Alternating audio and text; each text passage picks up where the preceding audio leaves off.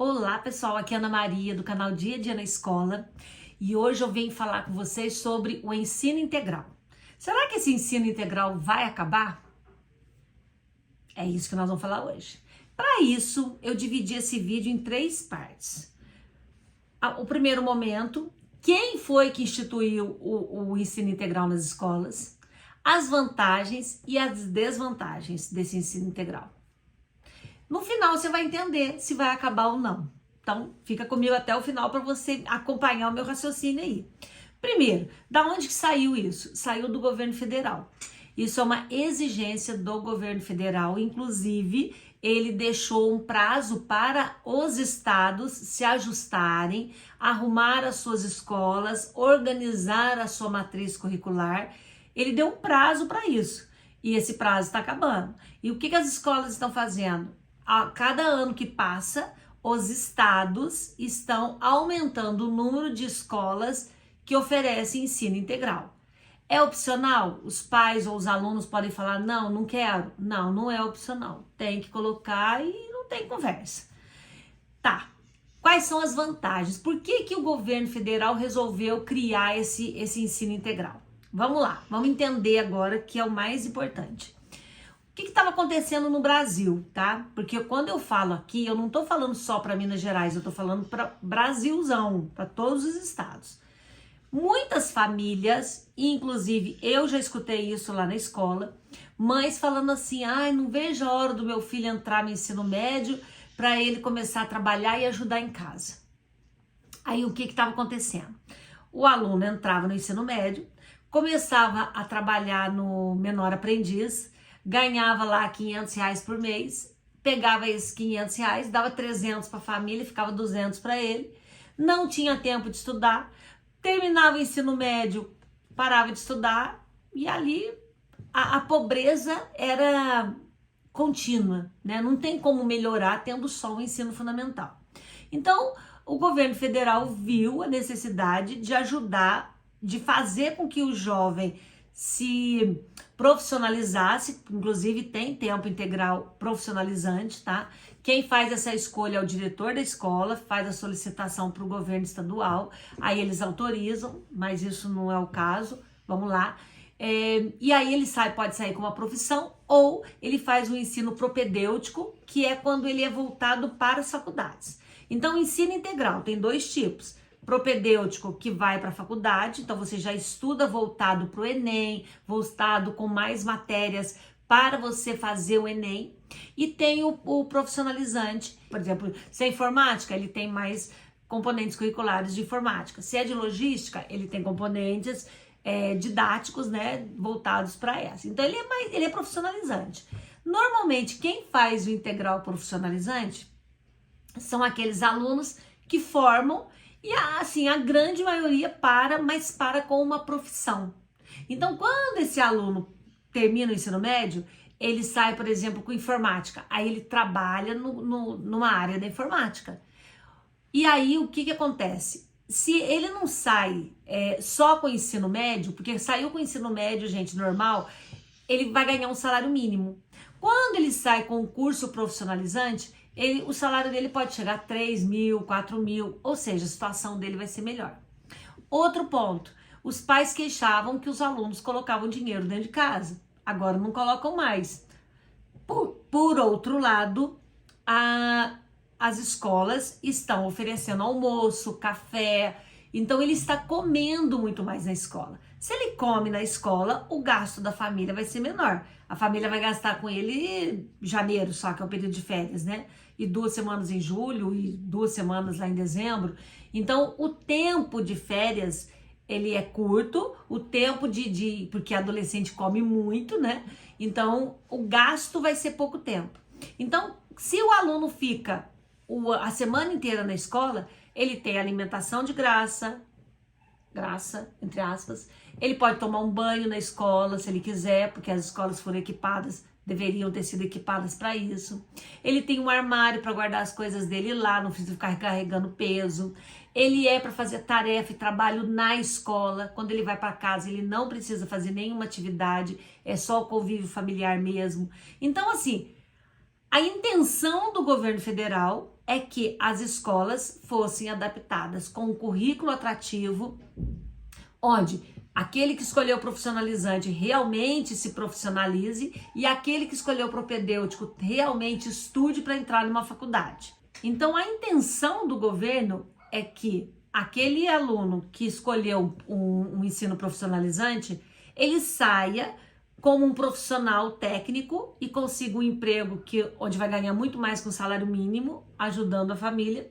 E aquele que escolheu o propedêutico vai entrar numa faculdade, numa universidade, porque o ensino era mais voltado para o Enem, que vai ter muito melhores oportunidades no futuro.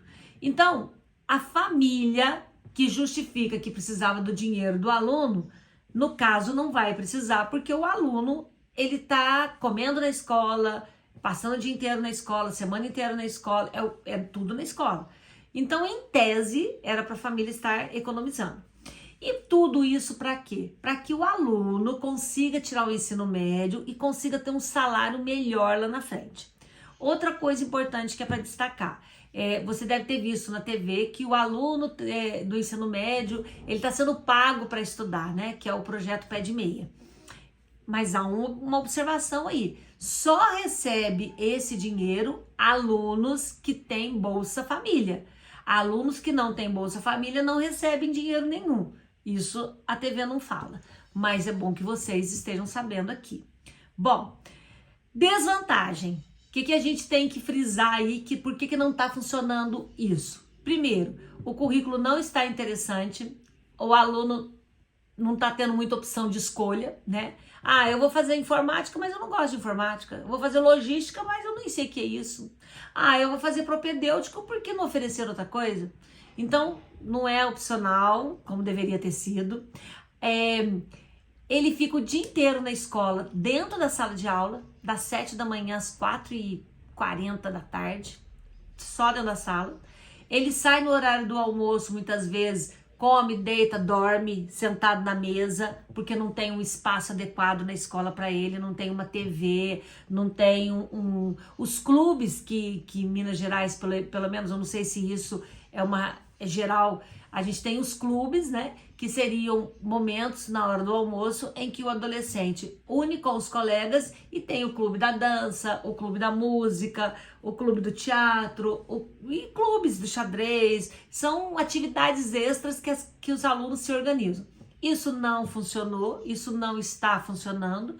Os alunos não estão desinteressados, eles deitam e dormem porque eles acordam muito cedo. Não tem uma TV, nada para eles assistirem, nada. Fica ali até esperar bater o sinal e voltar para a sala. Os alunos estão desestimulados, estão cansados. O rendimento deles caiu assim drasticamente. Outra coisa, colocaram matérias como nivelamento de matemática, nivelamento não sei do que, projeto de vida, enfim, as eletivas. Só que quem pegou para dar aula dessas matérias são professores que não têm perfil. Ou seja, professores efetivos. Ah, aqui ó, faltou aula para você aqui de matemática. Pega aqui a seletiva de projeto de vida. Ah, então beleza, peguei. Ah, olha aqui, você vai dar aula de educação financeira. Só que o professor é completamente endividado. Ele não tem a mínima noção do que é uma educação financeira. Aí ele faz o quê? Ele dá aula de matemática. Então não está funcionando. Pelo menos essa é a minha realidade, tá, gente? Eu tô falando do que eu convivo, do que eu tô vivendo. Porque isso que eu tô te falando, várias mães colocaram pra mim que os filhos estão amando e que tá dando certo também. Então tem lugares que está dando certo. Por quê? Porque a gestão tem mais liberdade, porque os professores foram preparados, talvez tenha tido formação. Em Minas Gerais não houve formação nenhuma aos professores, simplesmente pegaram a matéria e falaram, ó, projeto de vida, toma, dá aula. Ó, nivelamento, dá aula. Ó, não sei o que lá, urbanismo, toma, dá aula. Cadê o conteúdo?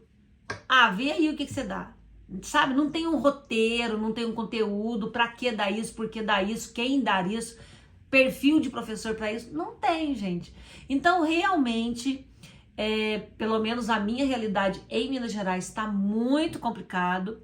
Os alunos estão ficando cansados, só estudando, o que não estuda, na verdade, né? Só assistindo aula ou dormindo na sala. porque o aluno não está estudando, porque estudar é em casa, na escola ele assiste a aula. E aí, o que acontece? Os alunos estão desanimados, reclamando, fica ligando para a família: ô pai, vem me buscar aqui na escola, tô passando mal, tô com dor de cabeça. Não tá com nada, mas é para sair mais cedo. Então eles estão tendo falta no período da tarde. Essa é a realidade. O que fazer? Tem como fazer alguma coisa? Tem. Se a escola tivesse liberdade para reestruturar a sua matriz curricular, o que já vem pronta do Estado, não tem como mexer. Professores ter perfil, né? A gente fala: professor, você tem perfil para dar tal coisa, por que você não pega? Não, existe uma classificação, quem está na frente escolhe, e ele escolhe aquilo que ele quer. Então, tem professor que não tem consciência que ele não é bom para projeto de vida. Enfim, é complicado. A gente teria que falar: fulano, você tem perfil para isso, por que você não pega essa matéria? Então, não acontece. Acabam pegando o que tem mesmo ali. Os alunos estão desanimados, dormindo na sala, indo embora mais cedo, e com isso eles vão com 0 no nivelamento. E existe uma legislação em Minas que essas matérias de nivelamento, de projeto de vida, de letivas, não pode perder média. Como não perde média se o aluno vai embora mais cedo e não assiste nenhuma aula? Se o aluno não faz nenhuma atividade? Se o aluno cruza o braço e fala: não vou fazer nada. E mesmo assim ele tem que ir com média. Aí isso acontece o quê? Desmoraliza o professor, desmoraliza a escola. Enfim, instaurou-se um grave problema nas escolas, sem contar que escolas não estão preparadas para o aluno ficar o dia inteiro. Porque se ele fica o dia inteiro, ele ocupa a mesma sala de manhã e à tarde. Ou seja, alunos que tinham matrícula à tarde não vão ter mais. Porque se eu estava usando aquela sala para uma outra turma, aquela turma não vai poder vir mais para minha escola, vai ter que ir para outra escola. Então tá dando um certo tumulto, porque escolas estão recebendo alunos que não eram para receber, que não são clientelas dele. O aluno está tendo que estudar lá longe, porque o de perto da casa dele está com ensino integral com essa clientela. Então, assim, eu particularmente estou vendo mais problemas do que soluções. Tem solução? Tem. Por que não deixa a escola descobrir uma solução? Porque cada um, na sua realidade, descobre uma alternativa. Por exemplo, o professor poderia ter 7 aulas corridas e depois dispensa, não precisaria ficar 9 horas na escola, é uma opção, mas a Secretaria da Educação tem que aprovar isso. Existe até essa possibilidade, mas a Secretaria normalmente não aprova, porque se aprovasse para todo mundo ia querer estudar naquela escola, então não aprova. Então fica complicado, sabe, gente? E assim, era para ser uma coisa muito boa. Eu acho que quando o governo federal pensou, ele viu lá os estudos da Finlândia e falou: nossa, vai ser igual da Finlândia. Só que ele esqueceu que as escolas não têm a estrutura que a Finlândia tem. Então realmente está bem complicado. E eu, particularmente, acho que deveriam repensar nesse ensino integral. Vai acabar? Não vai. Infelizmente não vai. Por quê? Porque é do governo federal. Talvez acabaria se todos os pais e alunos enchessem o e-mail dos deputados lá do governo federal, lá dos deputados mesmo, falando o que está acontecendo nas escolas. Pode ser que se todo o Brasil enchesse os e-mails dele, opa, ninguém tá gostando. Então vamos fazer alguma coisa. Vamos chamar o povo da escola para a gente resolver esse problema? Porque sentado num gabinete, resolvendo, falando o que a escola tem que ter sem conhecer a realidade da escola é muito fácil. A gente não pode, a gente tem que escutar quem é que tá lá no chão da escola para essas pessoas falarem o que realmente funciona ou não. Essa é a minha humilde opinião. Um beijo no coração. Até a próxima. Tchau.